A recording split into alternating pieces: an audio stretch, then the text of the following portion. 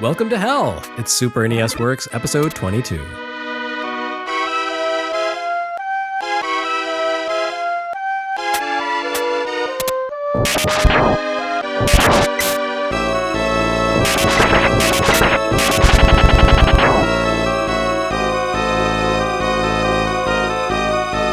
It just isn't a Nintendo console launch until Capcom has stepped in to crush the hopes and dreams of a million children.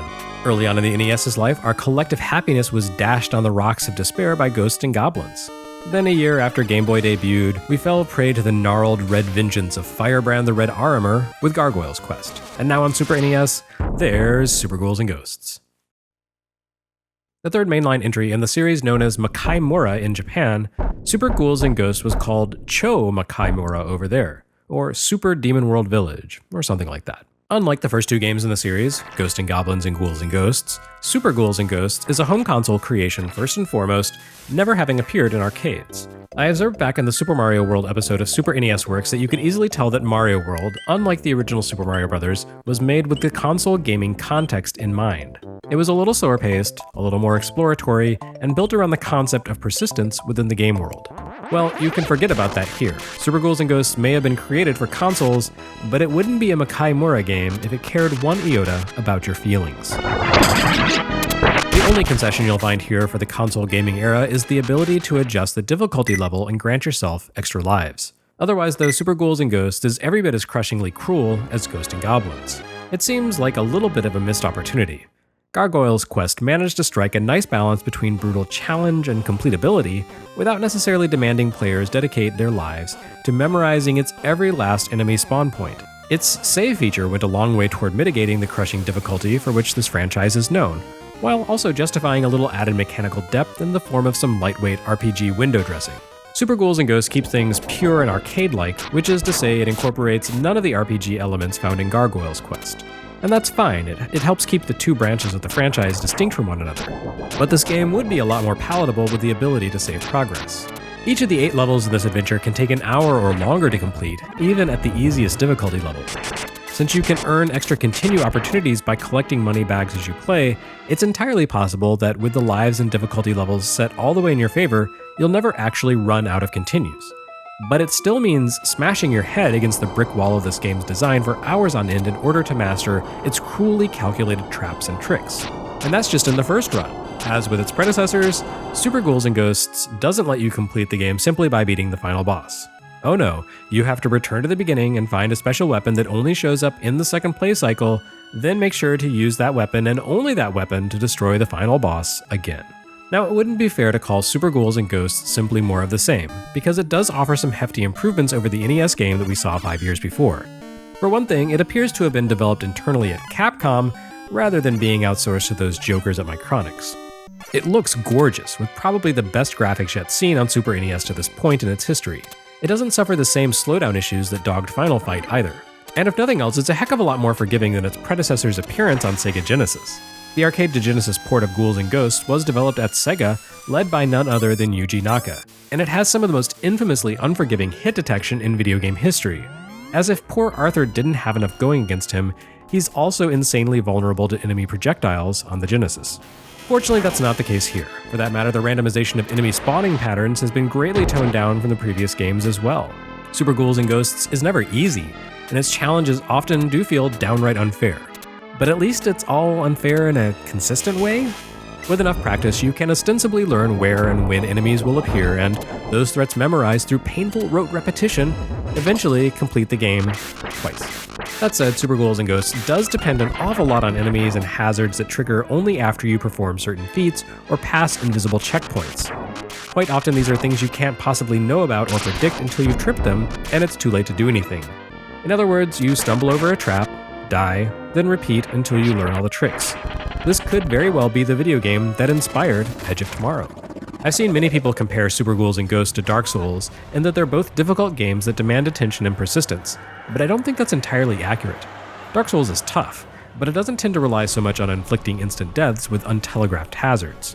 On the contrary, Dark Souls encourages players to learn patterns and tendencies, to play cautiously and know when to act.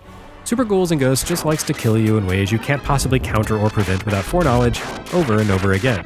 Take, for example, the first stage. Shortly before the level's midpoint, where you'll cross an all-important continue checkpoint, a huge tidal wave rises out of the background and crashes over Arthur. If you don't know which 3 tiles of ground you can safely stand on when the wave hits, you'll instantly die. The wave smashes away most of the ground, and only through initial luck or repeated memorization will you manage to avoid an instant kill here. Later, you'll encounter passive flaming skull sleds. These don't actively pursue Arthur, but they're deadly to the touch, and once you pass certain tiles, the ground beneath them distorts and changes the terrain, causing the sleds to roll wildly downhill. Again, there's no way to know which ground tile will trigger the change in landscape, so unless you're extremely lucky and happen to cause a terrain shift at a moment where no enemies happen to be spawning overhead, you'll inevitably find yourself caught between a rolling ground hazard below and floating monsters above.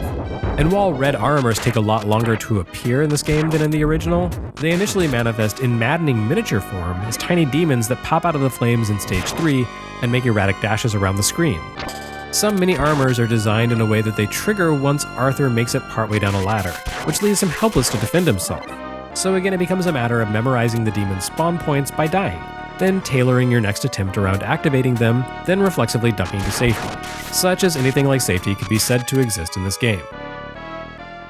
There's definitely a certain satisfaction that comes from surmounting the game's daunting, heartless challenges and reaching a new checkpoint, but this definitely is not a game for all tastes. It toes the line between challenge and cruelty, and you need either an iron will or a good sense of humor to survive its gauntlet of hatred. If you doubt the inherently trollish mindset behind this game, one need only consider the magician that randomly pops out of treasure chests. While chests normally provide players with beneficial gifts like armor upgrades or alternate weapons, a wizard will occasionally appear in one of them instead. Its purpose? To curse Arthur, by turning him briefly into a helpless form, which at the most basic level means literally turning him into a crawling little baby. Yes, this game is laughing at you. Super Ghouls and Ghosts offers a few tweaks in Arthur's favor, of course. You have a wider array of weapons here, including old favorites like the Lance and Firebomb, as well as new tools like the Scythe. There are also the armor boosts, which carry over from Ghouls and Ghosts. By collecting enough point bonuses as you fight, you can cause better armor to appear in certain chests. Green armor upgrades your weapons, giving each one a new and more powerful effect. For the most part, these are great. The crossbow, for example, now fires out 3 shots instead of 2, and they home in on enemies, which makes it almost overpowered against bosses, as strange as it seems to ever refer to the player's capabilities in one of these games as overpowered. Not every upgrade is ideal, though. The axe is an amazing weapon on its own, powerful and graced with a wide attack pattern. Upgrade it, though, and it becomes almost useless. The gold armor, which you only see if you manage the very difficult feat of earning an armor boost while wearing green armor, is marginally better. It offers the same capabilities as the green armor, but it also gives Arthur a shield. The shield isn't amazing, but it can be helpful. It blocks projectiles if Arthur is standing still when they hit. It's not perfect, but it's better than nothing. That said, Arthur has somehow become a less capable warrior here than he was on Genesis. There, he could throw weapons in 4 directions. Here, he's somehow limited to horizontal attacks only. He does carry over his double jump skill. This gives Arthur a little more flexibility than he enjoyed on NES, though it's worth noting that you still need to commit to a jump in this game. There's no Mario-esque adjusting your trajectory on the fly. You either jump straight up, or all the way forward, or all the way backward, with nothing in between. In addition to giving your leap additional height or reach, the double jump also allows you to change direction once in midair. Weirdly though, it actually works against players more often than not. Because jumping is a commitment that leaves you vulnerable to enemies that appear or move in to attack while you're frozen in an arc of motion, double jumping effectively just doubles your window of vulnerability. Not only that, but it opens up a lot of extremely grueling new platform challenges. Super Ghouls and Ghosts loves to force you to use its stiff, cumbersome double jumping controls to make incredibly precise leaps onto tiny platforms. The hardest parts in the game often involve no enemies on screen, just miniature perches you have to leap onto over fields of fire or yawning chasms. And again, there is a certain satisfaction to be found in learning the particulars of this game and developing the muscle memory to complete its increasingly daunting tasks. I can see where some players would absolutely love the punishment and reward cycle on offer here. At the same time, though, Super Ghouls and Ghosts does feel a bit like a relic here in the 16-bit era.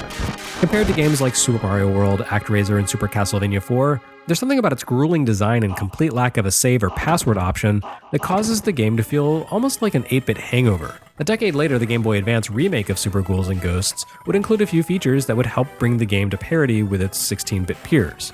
These include a much-needed save option to allow players to chip away at the game's endless gauntlet of pain over multiple sessions, and an arrange mode that includes multiple paths through the adventure. The save state feature in the Super NES Classic Edition, which includes Super Ghouls and Ghosts, has actually made this game a lot more palatable to modern players.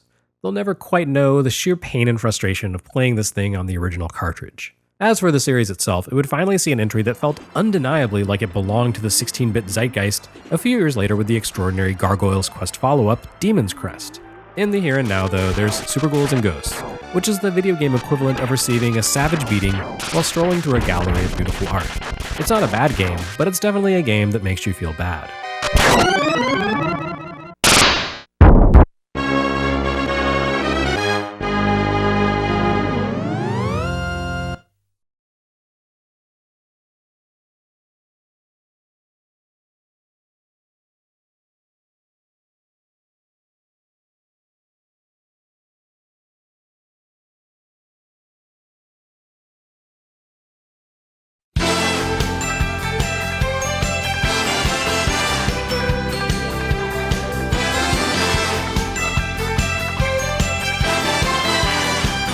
Next on Super NES Works, a horizontal shooter in the 90s? Why, I never.